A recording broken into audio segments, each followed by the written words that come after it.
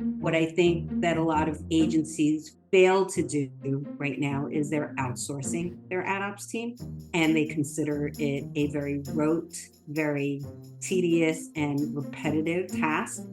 But what's happening is that these people could be your lifeline, not the analytics team, not the media team, but your AdOps team, the people that are actually activating the data and connecting the pipes.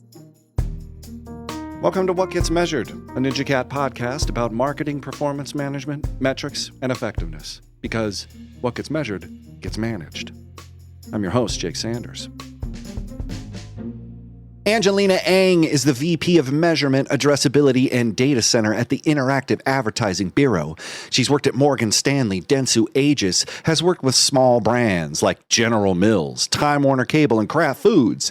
She curates an amazing newsletter on LinkedIn called Angie's Career Gazette, and as if that wasn't enough, she's here now on the NinjaCat podcast to talk about the ins and outs of ad tech. Angelina, welcome to the show. Thank you, Jacob. Nice to be here. I'm so happy you're here. Longtime follower on LinkedIn. Love what you're doing over there. We were just talking about your Gazette, an amazing newsletter. Please, everybody, before we get into this, go follow her. Once you're on her LinkedIn profile, you'll probably see some of her experience. So I wanted to talk about that. Let's talk about your current role with the IAB. What are some of the key initiatives you're responsible for leading at IAB? And then what led you to pursue this role at the industry level as opposed to your past work in-house with brands? So, thank you for having me. I'm so excited to be here. I definitely a longtime fan of NinjaCat. So, and of course you, Jacob. Thank you. So IAB or Interactive Advertising Bureau has been around for, I don't know, God knows how many years, 25, 30, maybe 40 years. I don't know. But in any case, I run the Measurement, Adjustability, and Data Center. And just like the title indicates, all things around how data is being used for targeting, for measurement and attribution, and really focus on some of the business requirements, developing industry standards, and understanding what's happening in the landscape and how companies are approaching all of these things, especially from a privacy perspective, as well as all the things that are evolving and changing due to the deprecation of cookies or the loss of identifiers from Apple and such. And then what brought me here is, so I've been in this industry for about 30 years, almost 30 years. I'm kind of aging myself. And I started when there was no websites actually being developed. It was all AOL and CompuServe at the time, and media planning and buying did not really exist. So, and over the years, I veered towards media planning and buying, and then ad operations and understanding the pipes and how data was being used and how to help streamline a lot of that processes for a lot of our clients at the agencies that I've been at. And over the years, I was involved with the IAB. I was part of the AdOps Council. I helped to develop some of the standards that you guys know and love to today: ad verification, ad viewability. But the things that I'm focused on right now, in particular at this moment, attention metrics, terms and conditions, cross-channel measurement, and trying to understand some of the new solutions that are evolving due to the deprecation of cookies and identifiers and regulations. So Privacy Sandbox, Apple iOS, data clean rooms, retail media, a lot of fun stuff. And now I think the latest, what is it? Artificial intelligence? What's that? I have a couple of old high school friends that can tell you they were very good at being artificially intelligent. No, I think maybe we have the same friend. How odd is that? This next question is about insights into current trends in marketing data analytics. I mean, how is the industry adopting to these newer technologies, to say some is machine learning, artificial intelligence, but even go back to that sort of data issue, like, the pipelines, those kind of things. Like, what are some current trends that you're seeing? And then what are some of those, older things that have evolved over time? Well, definitely data clean rooms and first party data. We're seeing a lot of companies, especially large companies, brands, agencies, publishers, that are leaning in and leveraging data clean rooms for identity matching, audience insights, and starting to for cross-channel measurement, multi-touch attribution, etc. Uh, However, I think that there is still too much reliance on trying to find data that is more deterministic, in which companies can gain better insights around consumer behavior. And there needs to be a push towards looking at unknown audiences, or what I could classify as unknown audiences, and cohorts. So you see this shift towards data clean rooms and first party data, which is great, right? But that's going to only, I think, in my opinion, get you about 20% there, right? Publishers currently, and probably won't, have no more than 20, maybe 30% of their audiences that are identifiable. So we need to find solutions to target audiences that rely less on cookies and identifiers, and is more probabilistic, cohort driven. And I'm hoping that we start seeing that soon, because I think it's really important. And it's interesting because you talked about this dichotomy in between, like, we're really stressing getting that first party data, but then you don't know the people, like, those are self-selected. I like your stuff, or I'll engage with it, or something like that. But there's like, you're saying, like, there's upward of like 80% of an audience out there that could be, reacting to that. Do you think machine learning and artificial intelligence would sort of shunt people towards the known and away from the unknown? Or is there a way that we can use these new technologies to sort of unlock that addressable markets and kind of expanding our ability to drive the awareness that ads are trying to get? I think that artificial intelligence, you're going to be able to use it for both known and unknown audiences. What I'm hoping, at least for, is that with the known audiences, AI can provide really great insights to different types of behavior, what's working, what's not working, and then leveraging data modeling for the unknown audiences, right? So that there are signals or insights that we can leverage from knowing about the first party data to help fill in the gap. Mm. What I think is going to be hard is for it to fill in the gap for data that doesn't exist, right? So if you think about Apple iOS, and how I came about that 20-30% of no, is that if you look at the number of people that have opted into app tracking transparency on the Apple iOS device, it's about 20-25%, right? So I think that for desktop and for Android, we're going to see the same thing. So that's my rationale. And a lot of the algorithms right now are working extra hard to try and figure out, with the loss of signals coming from Apple iOS, how do you target those audiences? And so hopefully we'll continue to see some advancements in that area, where it will look at the data and what's missing, and do some inferred or probabilistic data modeling, and provide insights, and provide directional insights for a media planner, or buyer, or a sales team to figure out. Yeah. And you mentioned attention metrics.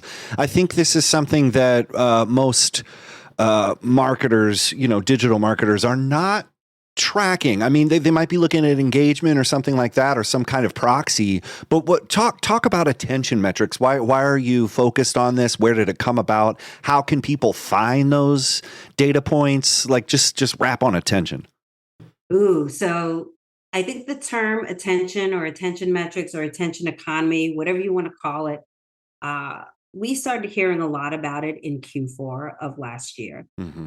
There was tons of trades, different solutions that were emerging. You got your Adelaides, your Lumens, your amplified intelligence, your media probe or mind probe now, etc. Realize I'm probably missing stuff, so my apologies to all those all those. But those are guys that are doing like eye tracking, biometric, neurological scanning, um, and those are predominantly panel based. Where we heard and I saw that a lot of agencies, especially the agency side, I think it was predominantly being pushed by the agencies, have started to partner with a lot of them, conduct studies, and carve out an area in which they can try and come up with things that are different from the ad viewability and ad verification. So it's kind of like the next layer of optimization for them. And we heard of, and then you have your IAS, your double verifies, and your oracles, formerly Mode, who've been doing what they call attention metrics for a while, which in what you described as behavioral or Mm-hmm. engagement metrics. So I bucket them as data proxy signals, right? Because Mm-hmm. they're really information that's coming from either the device or are specific data sets that are being passed by the publisher over to the ad verification company. And then you have your cognitive emotional lens, where you're doing brand health studies, A/B testing, ad effectiveness studies, and such. And in my point of view, attention is a really difficult thing to define.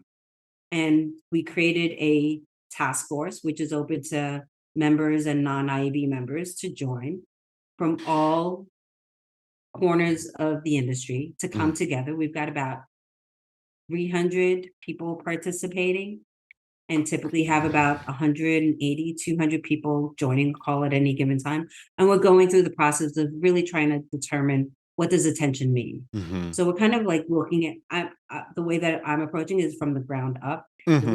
Let's bucket these different approaches into different categories and come up with business requirements and measurement requirements, and then come up with the solution or a guideline where we can partner with the MRC to define what those measurement requirements are. So there's you're bringing up something interesting, which is the it's a lot of contextual stuff that you're doing. You're looking at the context in which ads are served, how they're engaged, what type of metrics we could use to attribute behaviors, where the platforms, what are those signals? How do we ingest them? How do we get that? But then also, do you ever stop to think about the content of ads? And then here's all these ways to measure it. Now, what is it? Like, have you seen the increase of measurability and analytical thinking around advertising? Has that generated more effective advertising? Question mark. Oh, that is a big question mark. Having come from AdOps, and I say this story, I've seen thousands, if not hundreds of thousands of ads come through. Right. And I would say that there's only been a handful of clients or campaigns that I can literally count with both hands that I thought was really effective and really compelling. All other ads they're not bad, they're just not great, right? And some of them are really bad. But I think that you bring up a good point, and in a conversation that we have all the time is around what does the role of creative have when it comes to attention metrics? Bam. And are we moving into a world where we are making the publisher accountable for attention? And I think, my point of view is we need to kind of tread this very carefully. And there's things about content and placement, but then there's also the creative element. And it's both sides, advertisers and publishers' responsibility to ensure that there's compelling content, both within on the page and within the app, that is relevant to the consumer.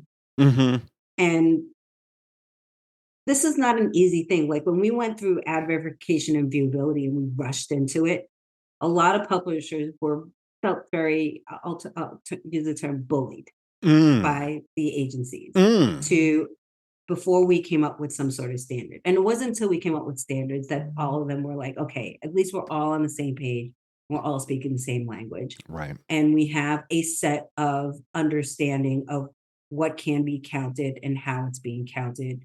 And we've all agreed that we can start using it as some sort of currency. I think we need to do the same thing.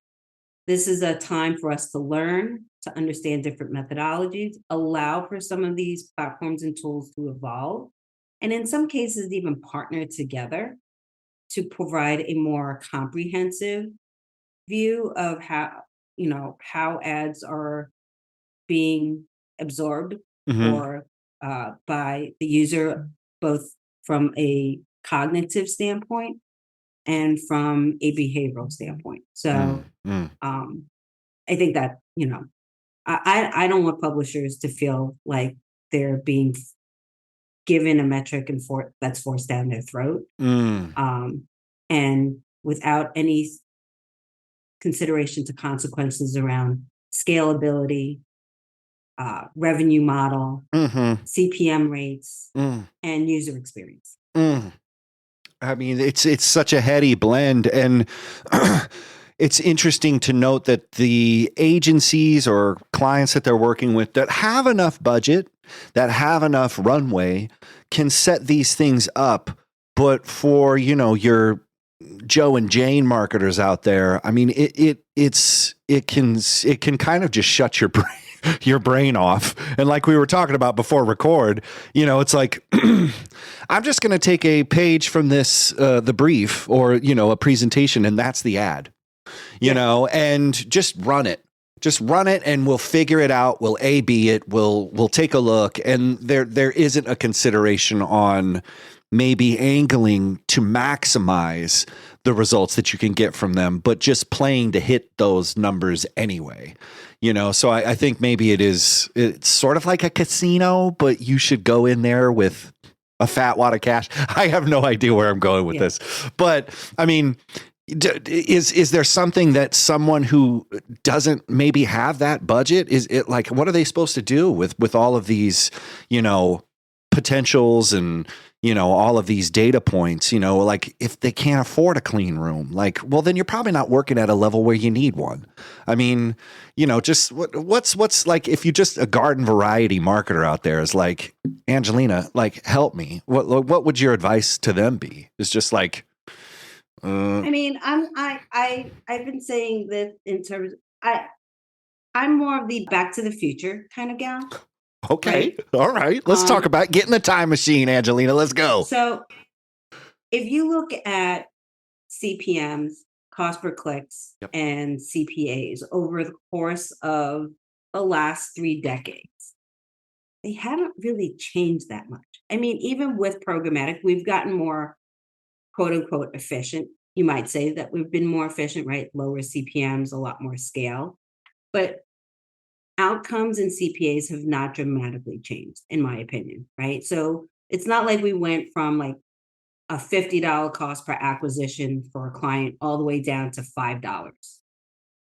And so I do think that that if you can't afford a data clean room, if you can't afford attention metrics, that the old way of media planning and buying, or the way, just doing really good A/B testing, doing multivariate testing is fine. I think it'll be fine. What I am concerned about is that when things like privacy sandbox roll out, or when privacy regulations begin to be more stricter on how we handle data, that could that to me is more of, like, especially privacy, is more of the risk than anything else, because that will handicap the industry in terms of what they can do with the data and what can be measured and how it gets measured. And so the ability to do year over year analysis and do trending is going to be hard, Mm, right? And so absolutely. and so for me, it's like, it's almost, I don't want to say it's a wait and see, but Mm, we kind of have to be ready for non-deterministic data, less event level data, and look at things in aggregate and overlay data sets and infer them, right? And potentially use the AI can help provide some insights. mhm. So good old media planning and buying, I think, still works. Mm, mm. So, and you're big on this sandbox thing, this privacy, just like we were talking about before we recorded. You have a talk coming up, which by the time this airs will have already happened. But why are you so bullish about figuring this out? I mean, it's obvious that what you just said, year over year comparisons will be completely different. You know, we just saw Google Analytics 4 come out, Universal Analytics hit the sunset. So, I mean, we're going to see in about 6 or 9 months the lack of comparison sets happening just on that platform alone. I mean, is it you this is what are our thoughts? What should people be thinking? Why is this privacy such an issue? Because the cookies crumbling, hasn't that happened for like 3 years? Weren't they going to crumble and then they kind of did and didn't and Well, yeah. So they announced 3 years ago that they were deprecating the cookie, right. and they've been working on it. So that's what Privacy Sandbox is, Right. and they have started to release some APIs over the course of this summer for especially tech companies to start playing around with and providing them feedback on what works, what doesn't work, and get some learnings from it. Hmm. But the goal is to start rolling out Privacy Sandbox globally starting in 2025. So, or late 2024 into 2025. So we don't have a lot of time. Yep. And this is not just a, YouTube or Google AdWords kind of situation. We're talking about the entire digital landscape is Woo. going to be affected, because Woo. it's not a Google thing, it's a Chrome thing, right? It's a Mm. Chrome, it's an Android, it's an Apple thing, right? So we're talking Mm. about at the device level, Mm. not at a channel. Oh, that's huge. I mean, the stakes couldn't be bigger, but you already gave us some pretty good advice on how to kind of approach those if we're not ready to, get the clean room. But speaking about like data and cleaning and ingestion, I mean, how important is it for agencies to really like get this data problem right? I mean, like, do you see a lot of agencies struggling with this? Isn't this something that maybe since 3 years ago they told us that the cookies was going away? Is there a lot of agencies that are handling this, or are people going to be doing their homework the day before it's due? I think they are. I see. So again, a lot of them are leaning towards data clean rooms. Right. What I think, though, is that some of the challenges that they currently face can easily, or maybe easily is too Strong of a word. It's too strong of a flavorful. word, but there are ways to get their house in order Mm. to allow them to improve measurement, especially from a cross-channel and multi-touch attribution perspective. Oh yeah. And not surprisingly, my first recommendation is invest in your AdOps team. And I Hmm. think that is crucial.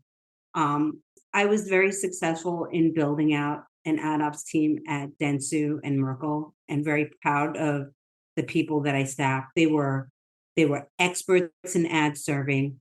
They were constantly in collaboration with our analytics team and with our media team. And we really came up with infrastructure that helped to organize the data and categorize the data in a lot more, in a streamlined way, that we were and the fact that we were trafficking things consistently the same way. What I think that a lot of agencies fail to do right now is they're outsourcing their AdOps team, and they consider it a very rote, very tedious and repetitive task. But what's happening is that these people could be your lifeline, not the analytics team, not the media team, but your AdOps team, the people that are actually activating the data and connecting the pipes. So I have more to say on this, but I'm very bullish about it because I ran an AdOps team and was extremely proud of it. And we did some fantastic work with our analytics team. So, we were able to do a lot of advanced reporting because of the infrastructure that we put together. And a lot of that I don't see happening anymore. Oh, and they're gonna find out. Is that sort of the thing? Worse. It's going to be bad. So start doing that work now. Take a look at what Angelina's sharing. Look into data management places. Focus on the AdOps. I love that. And so I wanted to pivot, towards that IAB. How does the IAB work with industry stakeholders to develop common standards and practices in measurement and analytics? I mean, you talked about launching the ad verification stuff, and then what are some recent collaborations or initiatives that have been significant? Sure. So the way that the IAB works is we have committees, working groups, and task force. Committees are groups of are typically large sets of stakeholders that are IAB members, where we share a lot of information. We meet quarterly, and it's an opportunity for our members to provide us input of what is,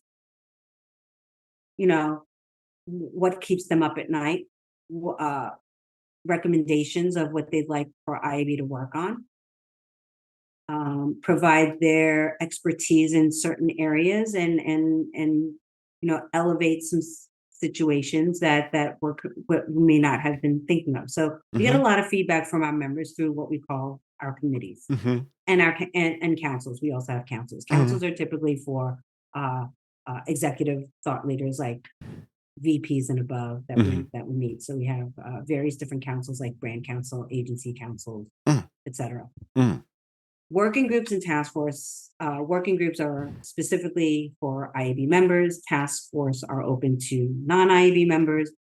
And this is where we recruit from our member base to join to help build out what we call a product.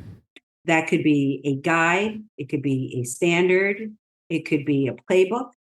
And so this is where members participate and contribute to the creation of documents and standards. We get their POV, what works, what doesn't work, what are the use cases, what are some of the pitfalls that we need to consider, how can we define, or how should we define a certain term, what are the logistical, operational, technical requirements that need to go into it?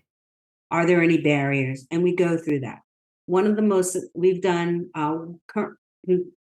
issued out a couple of things this year that I'm really proud of, especially under my center. So it's, again, the Measurement, Addressability, and Data Center. Right. And it was led by my counterpart, my colleague, Jeffrey Bustos, on retail media.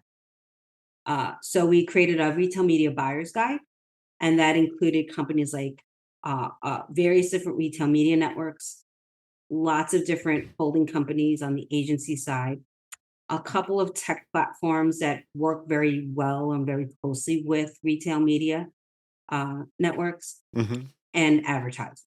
And so there was about 175 individuals in this group, and they helped to develop a 55-page comprehensive document on what is retail media, what are the things that you need to know about retail media, how does it work, what are the different offerings, what are the different, how do you think about it when it comes to the marketing funnel, and different terminologies. So a fantastic read. We're currently working on a measurement standard guideline document for retail media. And this, again, we brought in the same constituents and we said, okay, from a measurement standpoint, how should an ad be counted for offline, online, in-store, and online. So we kind of looked at it from those 4 different lenses, and we're working with the MRC and to provide a comprehensive document in which then retail media networks can take and start building or modifying and upgrading their reporting platforms to provide the level of insights and measurement that satisfies all parties in the mix. Ooh, I think I need that playbook. Yeah, so we're releasing it soon. So I would definitely, be on the lookout sometime this month. Well, by the time this happens, we'll probably already released it. So it's bizarre, but it'll be out for public comment, and awesome, and hopefully have a final output, but before the end of the year.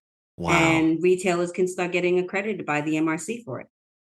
So this next question, let's pivot into analytics and just talking about some of those things that the IAB is recommending. What methods does the IAB recommend for ensuring data quality and integrity in marketing analytics? And then how do these practices enhance the overall decision-making process? So this is an easy question because it's all about adopting standards and enabling interoperability. And that is the mantra of IAB and IAB Tech Lab, is build standards. Hopefully they get adopted. And I think that's where, if you as it's not an ad tech thing. It's not just an ad tech thing. We need agencies and advertisers to push publishers and ad tech companies to adopt these standards so that they can get the types of data that they need from these platforms in a consistent way. In addition to that, they should be advocating for accreditation, right? We talk a lot about how companies are grading their own homework. There's too many walled gardens, etc. And that there is too much data fragmentation in the marketplace. Well, the last time I looked, majority of ad tech companies are not MRC accredited. And I think there's a couple of reasons for it. It is expensive. It is a long process, but it's a diligent process. And we're talking about making sure that companies are complying in a way that holds up to the requirements that were created by the MRC and the IAB when we wrote all these different standards for impression counting, for viewability, for brand safety, etc. And so with all this talk right now that you hear about made for advertising, right, and fraud and bot, well, a lot of it has to do with companies are not implementing these standards or advocating for accreditation. So, well, it's so funny. Like, people are just like, well, I don't know what to do. Like, things are so crazy. And you're like, here's the IAB and the MRC helping people and creating all of these things and standards and instances of how it can work, and then making those standards happen, giving people the option to be accredited, but people aren't doing it. Yeah. So what? You're just pulling your hair out over there? What are you doing, Angelina? I mean, I will say there's a fair amount of ad tech companies that adopt the standard, right? So ad tech companies adopt it. They have to. They have to adopt these standards? I mean, if they want their ad shown. Yeah. I would say that publishers sometimes don't have enough funds or resources because sometimes it takes time and money to make these changes, right? And there's always the question of, what's in it for them. Like, so how much revenue is this going to actually provide us? Right. There you go. So there is a financial reason why some of these companies don't adopt them. And I think that CFOs and board members who aren't really familiar with the data pipes are always asking those questions, and it's hard for engineers and developers to communicate the true benefit, other than it's good for us. Right. Well, and yeah, but I was gonna ask that question of it. What's the return, on investing on such a thing? But also, do you think a lot of agencies are like, that's gonna slow us down? Do you think that I'm just thinking outside right now of my head? But if I was running an agency, I was like, man, they want these standards and stuff like that, but that's just going to slow us down. We gotta iterate. We gotta hit the market fast. Like, do you think that's maybe one of the thoughts there? Is like, if we have to make sure things go through standards and protocols, and we got to get accredited, that's just going to slow us down. Regulation, that's going to slow us down. Is that maybe one of the thoughts? Well, then you can continue to invest in having your team manually, spend time changing and modifying, correcting data, right? and troubleshooting issues. I think, sure, in the short term, it is painful. It could be costly, but in the long term, it's all about efficiency, right? It's all about streamlining and again, this is where have someone on your AdOps team be the lead to enforce these requirements, right? Give or at least say, show me the progress. Are you even considering accreditation? Right. Or if you're on VAS 2, why are you not on VAS 4? Right? Give them a timeline. If you're not on VAS 4 before the end of the year or in 6 months, don't expect us to continue to invest the same dollars. Right. I wouldn't say, do it now, but in 6 months, work towards it. Well, and so this is one of those questions about how would these standards, those things that we're talking about, interoperability. Wow. Interoperability. Not an easy word. But isn't that interesting? But how do those enhance? How does adopting those kind of standards and making that stuff? You said it makes you more efficient. That, I assume, benefits the decision-making process. Maybe speeds things up. Maybe makes things quicker. Maybe faster, more effective. I mean, is that sort of some of the benefits that people are saying? It's sort of intangible, but the decision-making process at these agencies is obviously massively sped up if the AdOps team is monitoring these pipelines, making sure everything that's going through it is good enough. I mean, that makes the decision-making process better, right? Yeah, I mean, if you think about it, right, if you're working with 10 different platforms or 10 different publishers who are sending data signals in different ways, how do you consolidate that, right?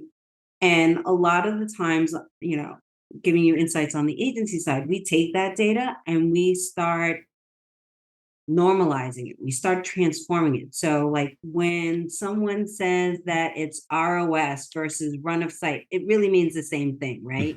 If this site is this site an entertainment site or is this site a news site, right? None of those data sets typically come through. So we're busy categorizing and correcting the data. Oh, there's an extra space in the name. Oh, let's correct that. So a lot of it is human error. A lot of it is, information that is, mislabeling. So something that is desktop but is really mobile.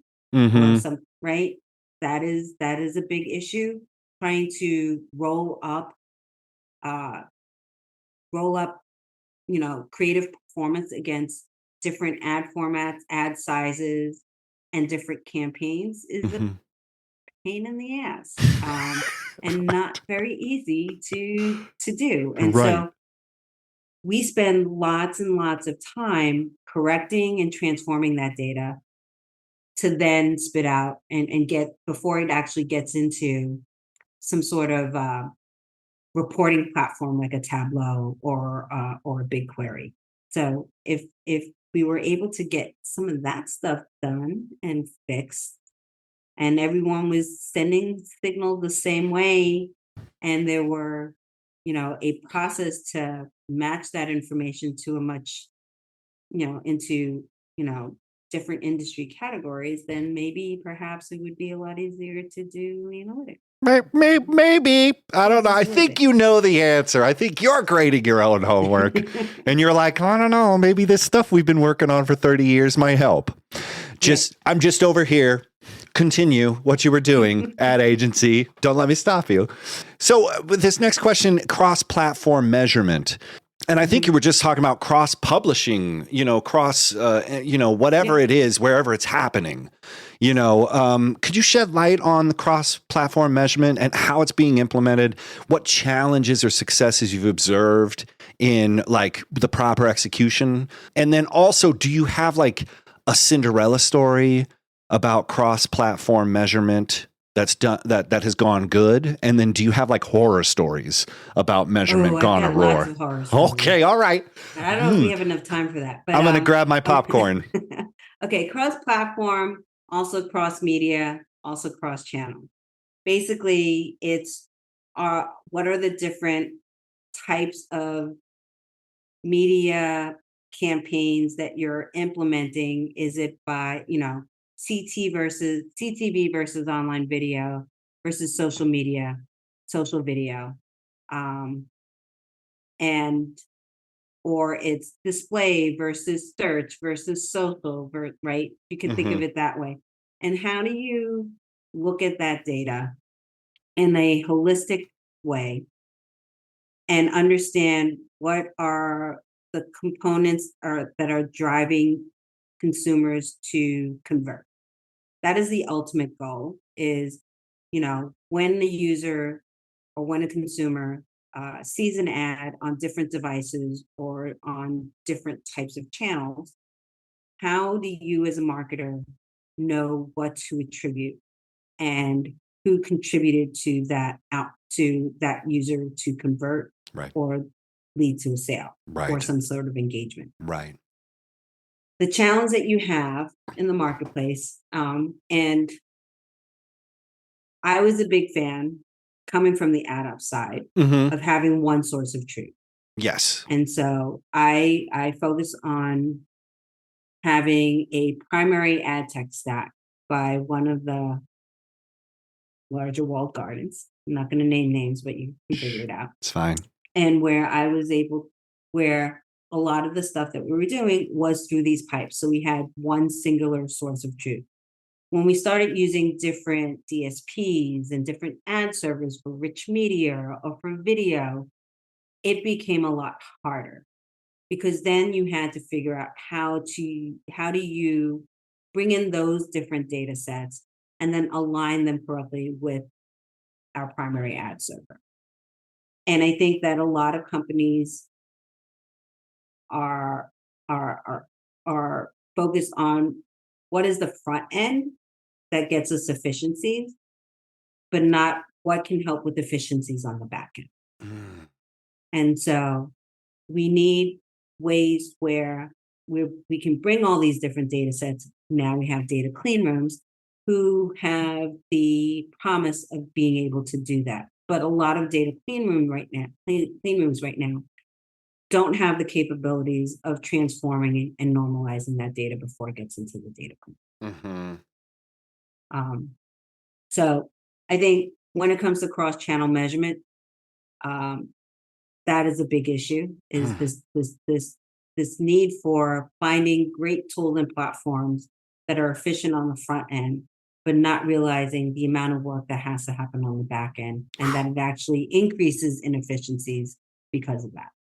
And is that just the genesis of all the horror stories that you have? Is just the fact that back end is a mess? No, that's the fun part. really. For me, at For least. you. For me, it's the fun part because it's like piecing a puzzle together. Right? Yes, exactly right. Or taking 3 different puzzle sets and bringing them together and figuring out what the big picture looks like. I love that metaphor. Yes. Right. My horror stories have, my horror story became a Cinderella story where I was at Dentsu. Yes. And as I said, I ran an AdOps team. I have, and I have at that time about 45 AdOps people that worked under me, right? And we had about 17 clients. And many of them were either CPG or retail.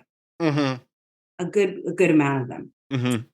And so imagine during Thanksgiving and Christmas with all the sales that are going on, right? And the fact that we were also having to re-traffic campaigns for the new fiscal year in January. Mm-hmm. So October, November, December is like the worst time for media planners and AdOps people because you don't actually get to have a holiday. That's so true. I have heard that numerous times. Right. So, so what I wound up doing was, and the fact that I had my AdOps team was in the office with media planners, with analytics people. Right. They were very intimate and knew exactly the process. They were all trained the same way. We set up everything the same way. So across all our clients, we had a very similar infrastructure. There was no like, oh, well, I mean, there's times when, there are they're special. They're special. Right? Yeah. But there's a foundation in which everything is done, right? Perfect. Yeah. And for Thanksgiving, so we had what's Black Friday. Black Friday, yeah. Right, and all that. Cyber Monday. I forgot about Cyber Monday. It's hot, and it's the Honda days if you celebrate. And then you have Christmas coming up with all the different Christmas sales. Okay, so imagine having Staples, Home Depot, Macy's, Reckitt, Seventh Generation, and then you have five just passed out. Just 5. That's only just 5. There was like 7 or 8. So what we wound up doing was I created an assembly line with my team, and we spent long nights trafficking. Like literally had to be in the morning in the office at 8:00, and we would not leave till midnight. It was so abusive. I'm so sorry. HR is listening to that saying, "Oh no, we let her through." Okay, but it helped build bonds and friendship, and we had fun. Right? Yeah. We were miserable, but we had fun. So that's my miserable and we came out of it where we were like, we just trafficked, 12,000 campaigns in 2 weeks. I mean, just literally, that's what it felt like. Crazy. Across, and that was with, so you think about 12,000 campaigns. It was like maybe 10,000 campaigns with at least 20 publishers and platforms for each, with at least 5 different creatives across 5 different. So just multiply that, right? So we're talking millions and millions of line items that we had to traffic. But I love my AdOps team. And so that was at Dentsu. Right. And that was great. And so it started as a horror story because you're just approaching this time of year that's just a mess. And then through sort of making sure everybody was on the same page, and then kind of using resources and humans to, enact those standard things. And it's like the IAB is so lucky to have you. And I feel like however I can get more attention on you, I'm going to do it because you're so focused on these things that they will become a nightmare for you, friends. So, maybe you're a small agency. What happens when you scale up? Maybe you're a smaller little brand, but what happens when you franchise? Maybe you're just a small little newspaper, but what happens when you start expanding? You're going to come across these things. So you said all of these amazing things, about the work you're doing, privacy concerns, getting towards that single source of truth as much as you can, working with data clean rooms, all of these sort of things that are coming down the pipe and abilities and thoughts. But if you had to just consolidate it and put it in a little box, what would your one piece of advice for the audience be about AdOps? I mean, what's your one piece of advice?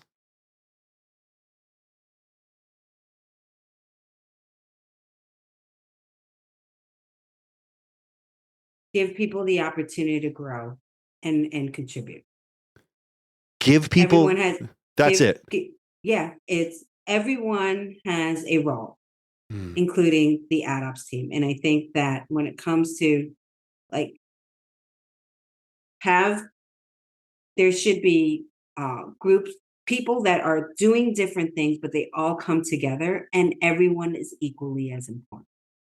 And not one group within a company should be considered a menial or less quality contributor than another.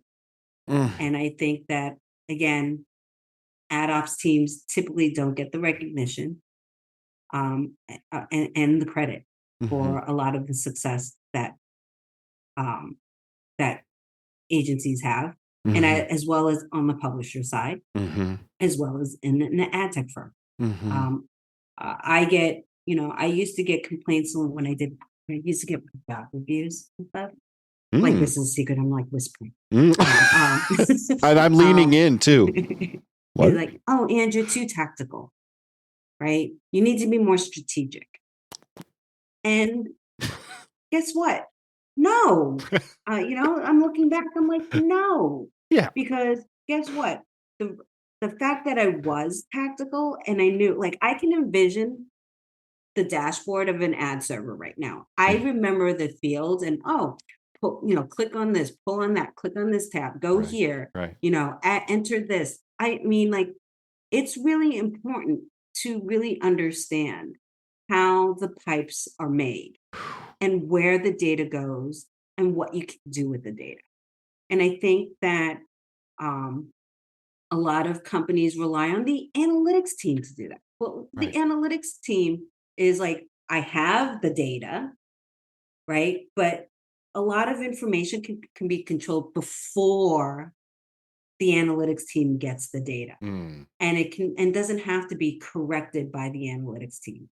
A lot of it can be preset and set up ahead of time in a way that, because people are spending they pay analytics people more than they pay AdOps people.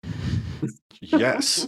And so you're basically wasting your resources by having an analytics team try and clean up the data. Spend more time cleaning up the data. Yeah. So, I don't know. But in the box is give them equal value, right? They are contributing just as equally as any other team. Media, analytics, strategy. Brilliant. 4 more years. 4 more years. So if people want to connect with you, learn more about the amazing stuff you're doing, if they want to find that, Gazette that you have for the ad industry, how can people connect with you online, Angelina?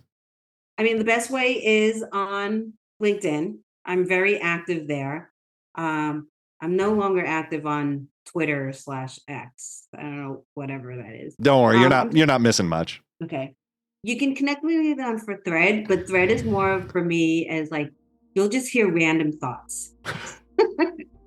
Right? I'm loving that. I'm following you now. Right. But on Thread, it's more of I really love my post yesterday was around Strange New Worlds and Star Trek and Picard. Yeah. So it's more of my personal thoughts than it is around business industry stuff. So if you want to, LinkedIn's really the way to go. I post a lot of, it's not just IAB and IAB Tech Lab stuff. I do write some opinions and POVs about certain articles and certain topics that are affecting our industry. Cheese or chocolate? Are you ready? Cheese or chocolate? Oh my, two of my favorite things too. All right. Okay. Well, you have to choose one. So let's start with the first question. Okay. Cheese or chocolate? Cheese. Don't worry. You can change your answer later. Just so you know, I was born called the chocolate baby because my mom used to eat like 3 large bars of those big Hershey chocolate bars when she was pregnant with me, and I came out dark. And so I'm a very dark Asian, and everyone in my family is pale. And so I'm called the chocolate baby. And then over the years, I just love cheese on everything. It's so hard to not. I love that origin story. Well, you know, you're not yourself when you don't have a Snickers. So how about this next question? Dashboards or PowerPoints? Ooh. Dashboards. Okay. Ride a horse. Oh, wait. See, give it to me. I'm a fan of Excel. So versus real dashboards. So, but I like making dashboards in Excel. Oh, you got it bad, Angelina. Somebody out there's like, yes. And Power Query is an amazing thing. Well, my boss is amazing at Excel too, and every time she shows me something that she's created, I'm like, how'd you do this? Like I don't know SQL. I don't know SQL. I don't know R. I don't know Tableau. But you give me an Excel sheet and you give me data, I can do wonders with that. So I love that. All right. All right. Fair. Ride a horse or ride a unicycle? A horse. Yeah. That seems a little bit easier in the front end. Pencil or pen? Pen. Yeah. Cocktail party or sit down dinner? Sit down dinner. Yeah, that's nice. That's classy. And finally, pineapple on pizza or no way? I eat pineapple on pizza. I'm okay with it. It's not my first choice. So, but I'll say pineapple on pizza, fine. Perfect. But I prefer pepperoni. Let's be honest here. Let's have some standards here, folks.